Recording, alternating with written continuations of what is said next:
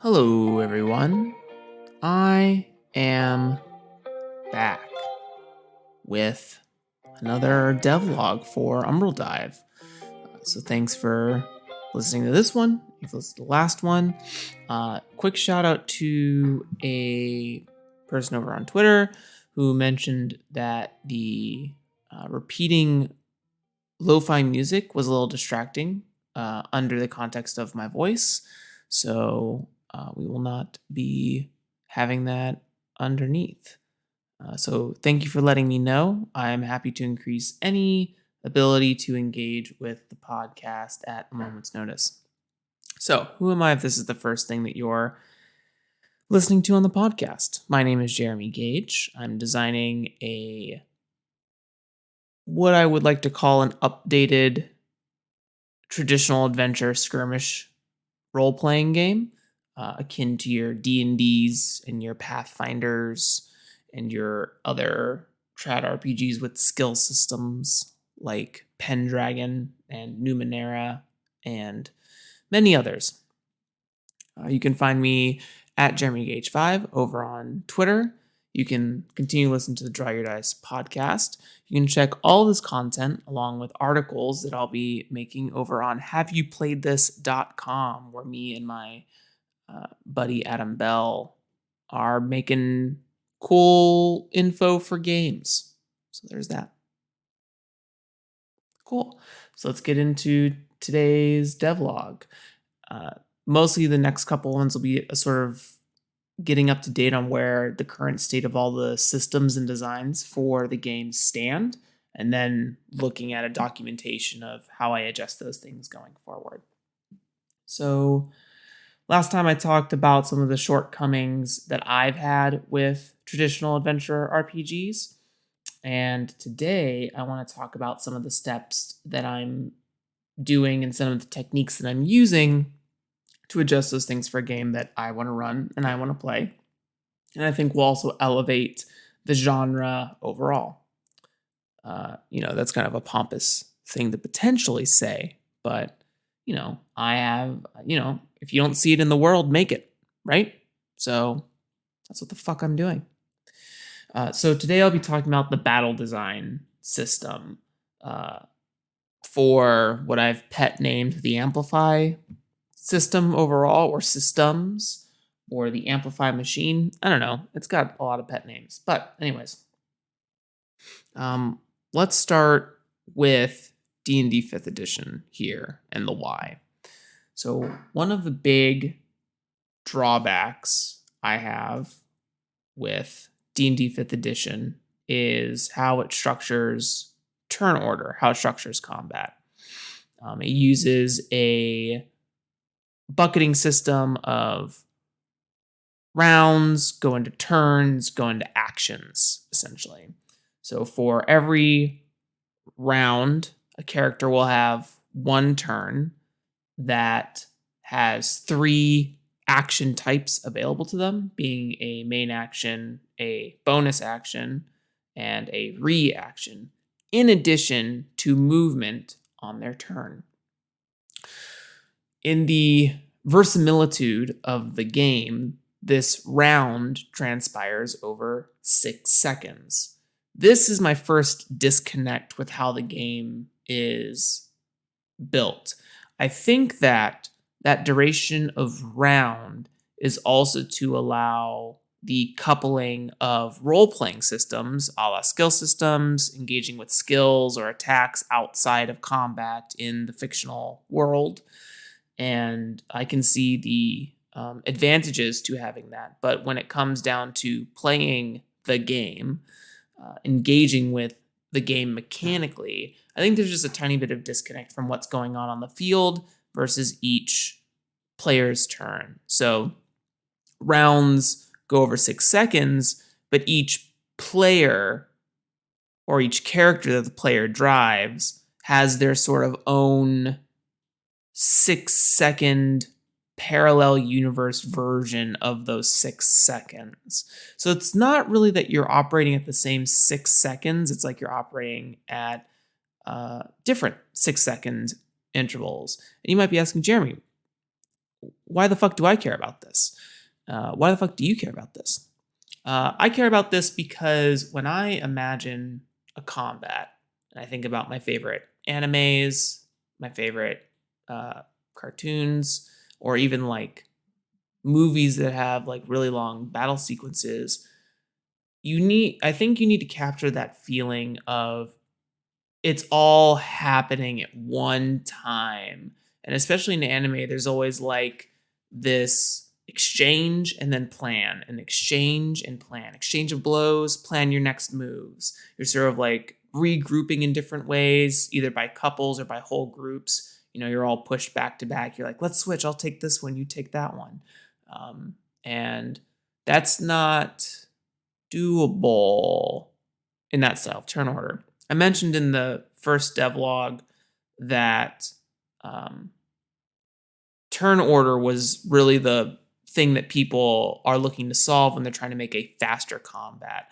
A lot of the tools we see out there are different ways to get into initiative and also to manipulate initiative. But the core root of the issue for me is the turn order structure. One player goes, then another player goes, then another character goes, then another character goes, and everyone gets their turn like in a board game.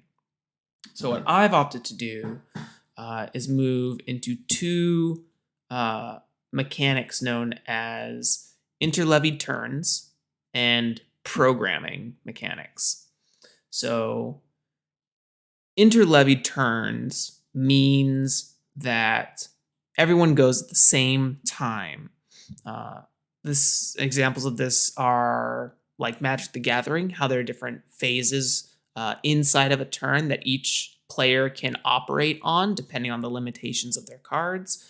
So, you have your untap step where everyone untaps stuff and either player could play cards, given that the opponent has an instant or an activatable ability like a mana ability or a tap ability that they can use on top of that. So that's their restriction. There's certain cards that can't be played outside of your own personal turn, but when priority is passed to the opponent, they can play things in response. So for me, I want combat to feel like everyone, like a bunch of stuff is happening at the exact same time. So I'm looking to use interlevied turns and phases. So I've built my own phase structure for the game, which I'll get into in a second. And the second mechanic that I'm using is programming. I first stumbled across this mechanic in a game called Mechs and Minions, made by Riot Games. Essentially, how it works is that everyone will have some sort, regardless of the game, I think, you will have some sort of board in front of you that is numbered from one direction to another, typically left to right. And you will place, excuse me, particular markers, tokens, cards, or write something down where either on one end of the extreme you've placed hiddenly, like no one else knows what you placed, or you do it in collaboration, everyone sort of places it together, but you'll place those actions along that sequence. And then once everyone has placed that sequence, you will then start the round engaging on each of those slots one at a time, but everyone's actions are happening simultaneously via the game world. So, for instance, if I had two players who were playing in a programming game, and my first action would be to attack, and their first action would be to move, then those things would happen simultaneously. And maybe the game has additional rules for like a rock paper scissors things where like movement overcomes attacking, and thus you missed, or um, you know, a different version of that is that attacking always happens first. So then you can move and then you're in a different position, but you still take damage and didn't defend. Just sort of like as a basic structure for that.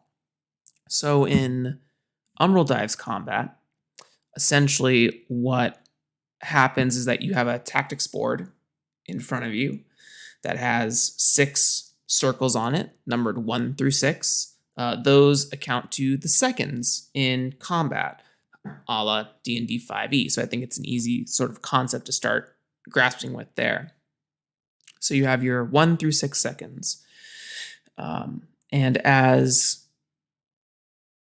the round starts, the enemies, who also have the GM, who also has a tactics board in front of them, will place, due to the stat block of the particular set of enemies and how they arrange themselves on the board, they will place markers or signifiers on their tactics board of like, when is this enemy going and what is it doing? Is it attacking? Is it moving? Etc. Etc. So that's called the foe declaration step. The GM places all their tokens. They showcase that board, that program that is going to happen to the players. So then the players use that information to decide their actions that they're going to take. Now you might be saying, well, Jeremy, this might create a solved game. That's true. But where, and I'll get into this later, is the complexity of the game, I think, is where things are going to create a little bit more of an RNG or uncertainty element, along with many other class design pieces. But that's essentially what I'm doing to combat the turn order. In addition to that, I am kind of taking inspiration from Blades in the Dark's position and effect system. I'm not necessarily using position effect, but I'm using the idea of it. So how I have always thought of position effect is position represents what the fiction can do to your character in any given moment. The reason why you might be in, if you're unfamiliar, there are 3 positions in Blades in the Dark. They're sort of like fictional positioning tools. There's controlled, risky, and desperate. And so those represent how your character stands to engage in the fiction with a particular action. So if I were to skirmish against a brick wall to break it down, like if I were just wholesale brick wall with like a little dagger, my position would probably be desperate. There's a really good chance that I break that dagger, hurt myself in the process, waste time. There's a lot of different variables that you and the rest of the table can discuss in that moment. So I'm converting it into sort of a momentum system, which will decide sequential turn orders in each programming. So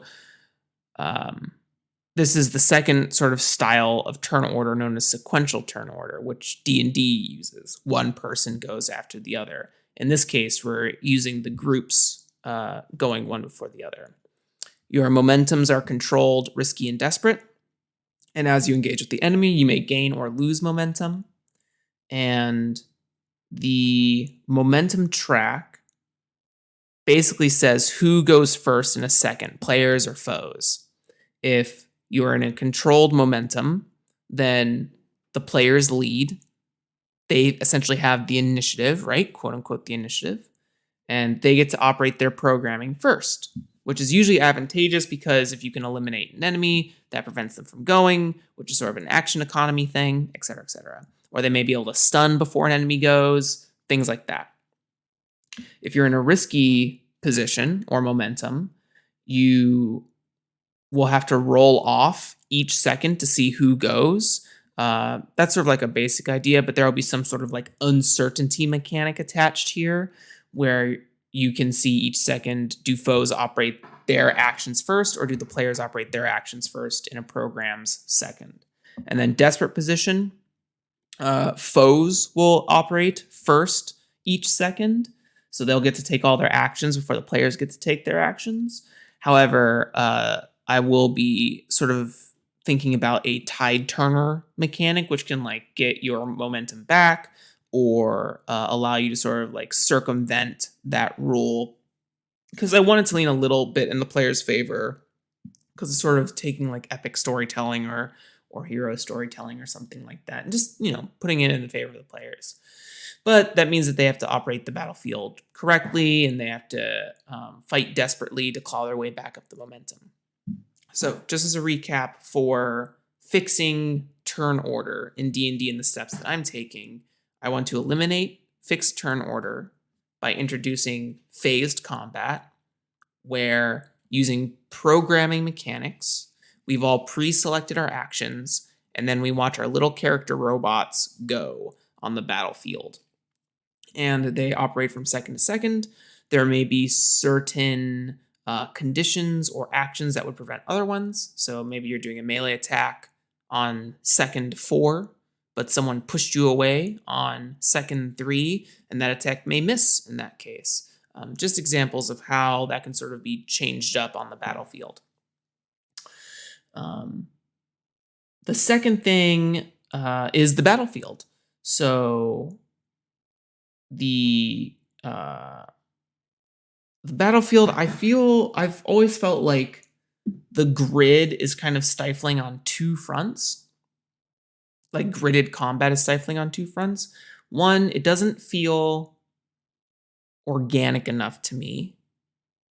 And two, it kind of makes a mess of like any immersive tools you bring to the table, like maps or something. Because when you have a square that like splits a wall, a GM may rule it differently every time. You might have, you can go into that square. You're just like really pressed up against the wall. Or no, you can't go into that square because your whole mini can't, quote unquote, fit in there fictionally.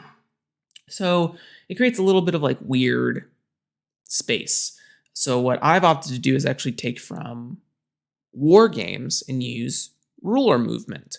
So, in Umbral Dive, you'll have to get a ruler or a measuring tape or whatever you want to use. String, you could use like cut pieces of string, sticks, anything really. And you'll be able to move around the battlefield in that capacity.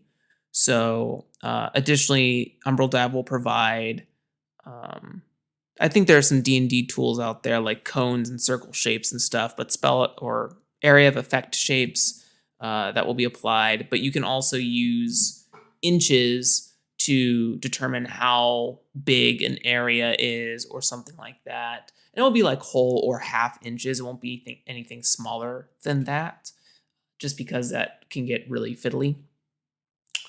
And it matters because of how I want to do enemy design, but that'll come in a later devlog. This is pretty focused on like the combat player facing side of things. So a lot of this is really a line that I have written here on the document I'm looking at, which says less handheld tactics, more console tactics. So what that means is getting sort of away from like, Game Boy Advance style, like Final Fantasy Tactics stuff, or there's a game called Disgaea, which is a pretty good example of like what I consider a handheld tactic game. Just at not the limitations, because we're in a day and age where like there are no limitations in certain game tools, but something just doesn't feel as like chess-like as maybe like more fighting game or MMORPG or action RPG is kind of what I'm aiming for. In fact, a lot of the systems I have in the game are heavily influenced by games like Guilty Gear, Final Fantasy XIV, Guild Wars 2, God of War, Doom 2016, just in how they approach combat design. This also has a sort of like secret internal want to make a spectacle like Devil May Cry style RPG as well. So maybe we'll get that in here. Maybe all those ideas will come to one. So that's sort of getting a more both of those things together, the manipulation of the turn order through programming and phases, and the switch from gridded combat to ruler movement, while maybe more fiddly for some people, in my opinion, creates a more organic combat simulator, or even a more like spectacle, because you may dodge by that like sweet quarter inch or something like that. Like you don't have to worry about your mini being in a square that's half affected and then saying like, oh, that's like in range, it hits me. Like you can really make the precision call of am I in it or am I not? And kind of removes the guesswork from that. And again, that's going to be different from GM to GM. Because you might say, oh, well, if it's half in, then my mini could also potentially be half out. And that's, I don't know, that's just a thing some people may care about. I don't know if I care about that, but I care about it enough to change it in this game. Uh, the next sort of thing, which sort of ties into the momentum mechanic earlier, is I want there to be a really big focus on how the party is doing in a fight. I want the individual abilities and character health, whatever form that takes, to matter, but I want the party stuff to matter more. And this is inspired by stuff like the Blades in the Dark crew sheets. It's inspired by um, Aegon Second Edition contest mechanics, like how everyone participates in a trial and then everyone's awarded certain points and they can flow off of that. So I want to use sort of this idea that you're stronger together as a party, but you're also slower together. Because I also want to incentivize split the party style mechanics or methods in play. So time will be a big part of this game, which I'll talk about later in a different devlog. But basically, the idea is if you're exploring a dungeon and your party is maneuvering together, you're probably more likely to solve any challenge in front of you. You can all push on the door. You can all put your heads together to get across the ravine. You can all put your heads together to solve a puzzle or something like that. But that's going to take, that's putting all of your resources into one basket. Where in this game, in Umbral Dive, I'm looking to also put sort of like a pressure cooker situation in the game. Because the idea is that dungeons are actually um, memories, like big hologram memories that operate during a specific amount of time. So this like whole memory may play out over 10 minutes or something. And then it resets if you can't get there in time. So it's this idea of like you can do the sure thing and have all the party do a skill challenge or whatever and get through that, or you can split the party, sort of weakening your rolls or your dice pools or whatever. But then you could take on two challenges at a time. You could do 3 and 1. You could do 2 and 2. You could do 1 to 4 different challenges or something like that. And I think that's one way of doing it on the RP level. And then the other way is, again, that momentum mechanic I mentioned earlier. That's sort of a like a did you pass the mechanic or not style of system. So in for example, in Final Fantasy 14, when you fight harder bosses or raids, you have to do the gimmick or do the mechanic that's presenting for you. Something like an example is a stack marker, which is a mechanic where the damage is split depending on the number of players in the stack marker. Um, so it might do like 100k to one player, or it might do 20k to 5 players, or whatever. And then a different scenario of that is spread markers, where individual attacks on targeted players may do like 30k damage. And if you overlap those, then both those players are going to take 60k damage, and so on and so forth if more people stack. And it's about combining those things. So you may have one stack marker and 3 spread markers go out onto an 8-person party, and those 3 have to run away, and the other 5 have to group together to block this mechanic. And it's important to denote that it's only being split 5 ways instead of 8 ways, just to sort of like put pressure on the party and figuring out the puzzle that is the fight. So the momentum system is a way to say like your enemy is now engaging in like a gimmick style mechanic, not necessarily like a non-targeted ability. Think of it like a fireball or a lightning bolt, and everyone has to dodge it.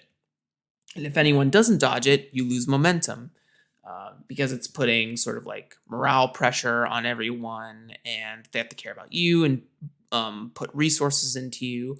And then there will still be like individual health and stuff, so that you can't like just keep going off of strictly grouped momentum. Although there is a version of this game where the party could share one giant health bar, but I think that would detract from class design things that I want to do in the future.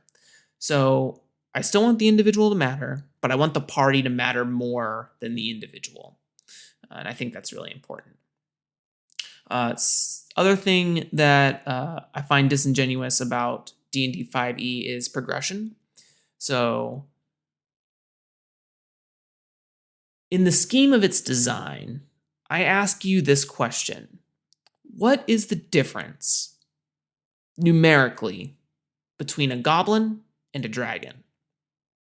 If you have party members, if you have players who are of an equal level or challenge rating, specifically to that creature. If you don't know the math of D&D 5e, the short answer is not really too much. The only difference between the goblin and the dragon is action economy complexity.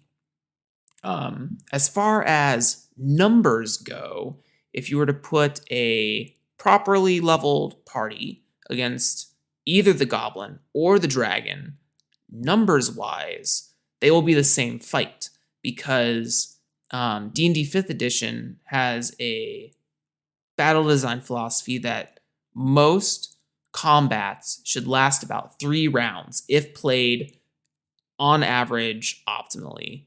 Like, I don't mean like min max optimally. I mean like if the fighter is able to take all 3 of their attacks and use their action surge or something like that, and dish out the damage that they're supposed to do within 3 rounds based on their abilities, then that dragon fight should be over in 3 rounds, a la some other variables. Now, there's a conversation about like player optimization, party optimization, player skill at the table. What actions are you selecting? What actions are the dragons selecting? But numerically, progression is sort of a lie in D&D 5th edition because you're always adjusting the DCs for the party as well. Because you can't, if you go by the standards of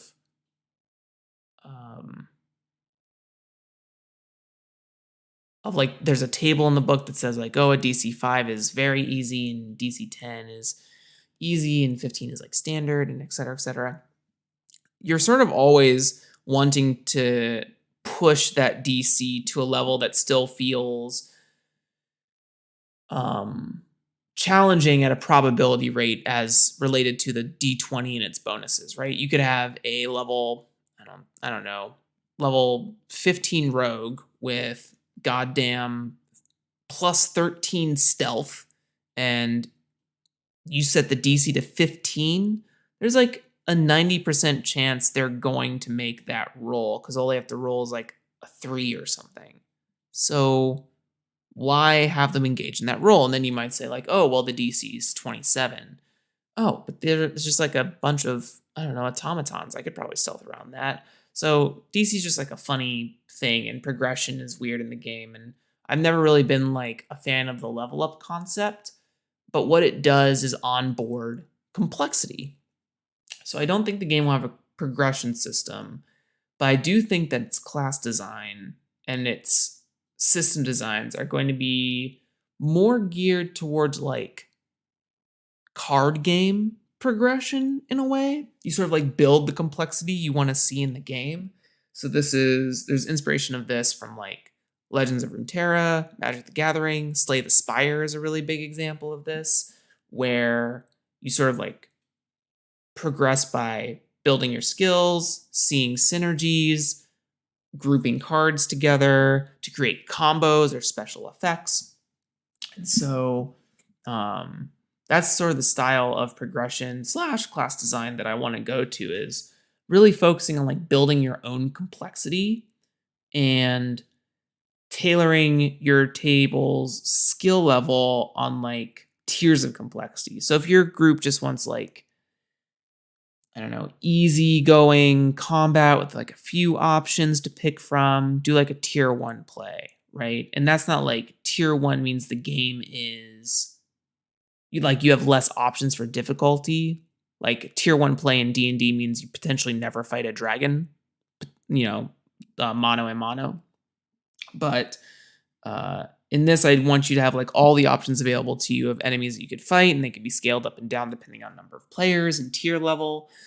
Or if you want like a wider variety of, quote unquote cards or abilities to pick from, you could do tier 4 play and really like mix and match abilities, pull from other roles or classes or something like that, and kind of cobble a multi-class situation together. So that's sort of the fourth thing, progression. I think progression is sort of a lie, and I'm more apt to think about progression as complexity. Another reason I think about this in general is I think about Metroidvanias and how in Super Metroid or Castlevania, I guess there's a little bit of level up in there. Hollow Knight, the character never really levels up. They never get quote unquote experience points to level up. Instead, as they explore the narrative and the setting around them, they gain additional tools to solve problems. Legend of Zelda also does this. And so that's the design attempt I want to do, is that as you play the game and you need different tools to solve different problems or have different tools to maybe solve a problem more efficiently, I think that's where my progression lies, is the unlock of tools, not necessarily the unlock of numbers. I don't want my game to scale with numbers. I want it to scale with how you manipulate or allocate certain resources, abilities, dice, etc. So that's my progression. Sort of the last bit here, because this is going a little bit longer than usual, is the class design. Like I mentioned, it's going to be very card game inspired. And additionally, I want to make dice pools feel really cool. So I'm using a dice allocation system. So if you can imagine with me on that same tactics board I mentioned earlier, just to recap, on the bottom of the board, it's maybe like a envelope sized board. You have the numbers 1 through 6 where you place actions down. And at the top of this tactics board, you have dice slots that say offense, defense, and potency. And you can allocate dice to those slots. So offense has 2 slots, defense has 1 slot, and potency has 1 slot as well. For the roll system, there are 5 roles in the game. This is inspired from D&D 4th edition, where you had roles like striker and defender, controller, and leader, which was sort of like a support style class principle. So in my role system, I have 5 roles. There's Warden, which is your tank, Vanguard, which is your physical damage, melee or range dealer, Synergist, which is like your healer or buffer, Jammer, which is like your curse and debuffer, and sort of like controller, and then Ravager, which is your magic damage, either melee or ranged option as well. So basically, when a round starts, you'll declare what role you're going to be engaging in. This is kind of thinking about job switching from Final Fantasy games. So one round you might say, oh, I'm going to do the Warden role. And what that means is that when you engage in this round and you roll your dice, certain dice or certain slots or certain abilities may get bonuses depending on the hat you're wearing for that round.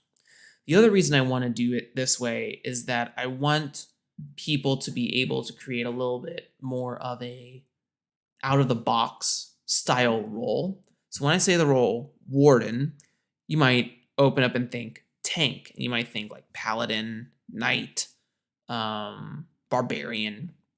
But I also want you to be able to do Warden stuff as a rogue or as an archer. Like, what does it mean to be a warden, right? It means, at least for me, it means sort of like to control the attention on the battlefield and the positioning of enemies. And so an archer can certainly do that by throwing out some covering fire that forces or that prevents the advance of enemies. A rogue can do that, just instead of blocking with a shield, they dodge every attack that's thrown at them. And this should be true of all the roles and sort of like the class packages that you can take on for the game. But you'll form your roll dice pool, which is I'll get into in deeper explanation in a different episode. But that's all to create a more where complexity is the progression, not numbers is the progression. So you can take as much of that system as you want or leave it, making it very modular, in my opinion. How I execute that, ton of work, no idea. But I am chipping away at that day by day. So yeah, that's the current state of battle design. Recap. I'm using phases in programming as my turn structure. We're doing ruler movement instead of grid movement. We're going to focus on the party as a whole, both in combat and in dungeon exploration.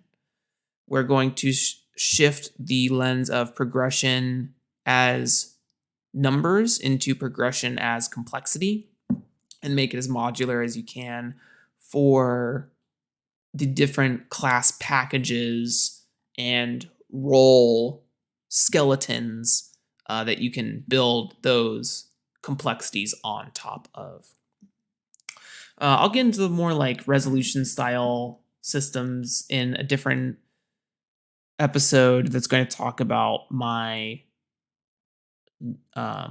non-linking linked systems.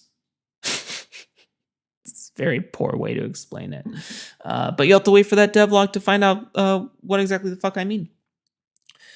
As always, I've been Jeremy Gage. If you have any specific questions about what I talked about today and don't want to wait for the next devlog to come out, come join the Discord and ask me them. Because I am happy to engage and talk about the game with you. I'm also working on a Notion document that I'll be able to share that'll be sort of like wikified, so you can like do backlinking and stuff and get hoverovers and things. And yeah. So yeah, at Jeremy Gage 5 over on Twitter, or join the DYD, or excuse me, not the DYD now, it's the Have You Played This Discord server, and come chat with me about the game. Happy to get engaged about it. I'm happy to geek out about it. Happy to talk about other skirmish games or other issues you have with skirmish games. Maybe we can solve those problems together. Or maybe there's something you love about skirmish games that you'll miss in this version. I'd love to talk about it all. Until next time, I've been Jeremy. Bye-bye.